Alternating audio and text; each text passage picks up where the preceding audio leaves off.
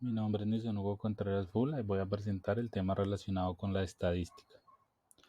Rango. Es un valor numérico que se utiliza para calcular la diferencia entre el valor máximo y el valor mínimo de una muestra poblacional. Con el cálculo del rango se puede observar de manera sencilla, rápida e ilustrativa la variabilidad de los datos de una muestra en concreto, ya que el rango muestra la extensión del intervalo en que se encuentran los datos. La fórmula para calcular el rango es rango igual al valor máximo menos el valor mínimo, donde R es el rango, max es el valor máximo, el dato más alto de la muestra, min es el valor mínimo, el dato más bajo en la muestra, y x es la variable sobre la que se pretende calcular el rango. Intervalos de clase.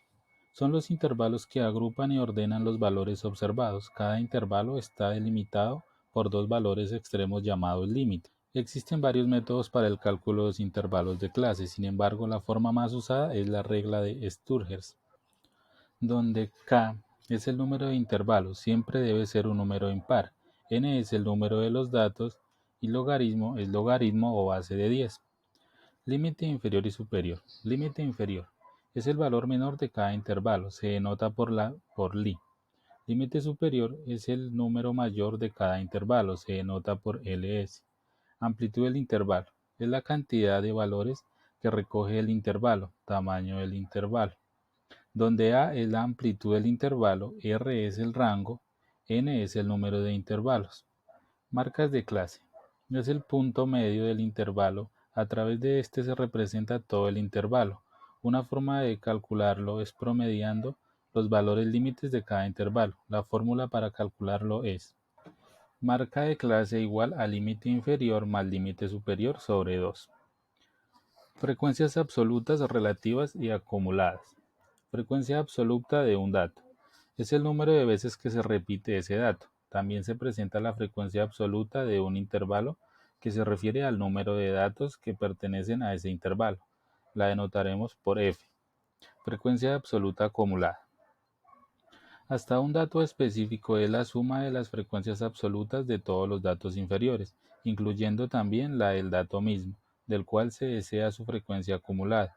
De un intervalo es la suma de las frecuencias absolutas de todos los intervalos de clases inferiores. Frecuencia acumulada. La última frecuencia absoluta acumulada debe ser igual al número total de datos. La denotaremos por Fa. Frecuencias absolutas, relativas y acumuladas. Frecuencia relativa. De un dato se obtiene al dividir la frecuencia absoluta de cada dato entre el número total de datos. De un intervalo se obtiene al dividir la frecuencia absoluta de cada intervalo entre el número total de datos. La denominaremos por Fr. Frecuencia relativa acumulada. Hasta un dato específico de la observación es la suma de las frecuencias relativas de todos los datos anteriores, incluyendo también la del dato mismo, del cual se desea su frecuencia relativa acumulada. De un intervalo es la suma de las frecuencias relativas de todos los intervalos de clases anteriores, incluyendo la frecuencia del intervalo mismo de la cual se desea su frecuencia relativa acumulada. La última frecuencia relativa acumulada deberá ser igual a la unidad. La denotaremos por Fra. Ojivas más que y menos que. Una ojiva es la representación de las gráficas acumuladas de un conjunto de datos cuantitativos. Se pueden hacer tanto con los datos agrupados en intervalos o en los datos sin agrupar. El punto de inicio equivale a una frecuencia del 0, el punto final equivale al 100% de los datos.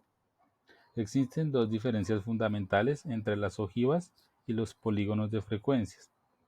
Un extremo de la ojiva no se toca al eje horizontal. Para la ojiva mayor que sucede con el que extremo izquierdo, para la ojiva menor que con el derecho.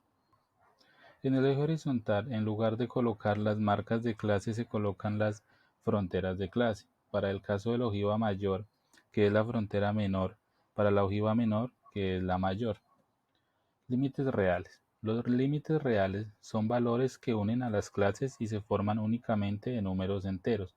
Estos se obtienen al restar 0.5 a los límites de la izquierda y sumar 0.5 a los límites de la derecha. Cuando las clases tengan un decimal, habrá que restar 0.5 a los límites de la izquierda y sumar 0.05 límites de la derecha, así sucesivamente.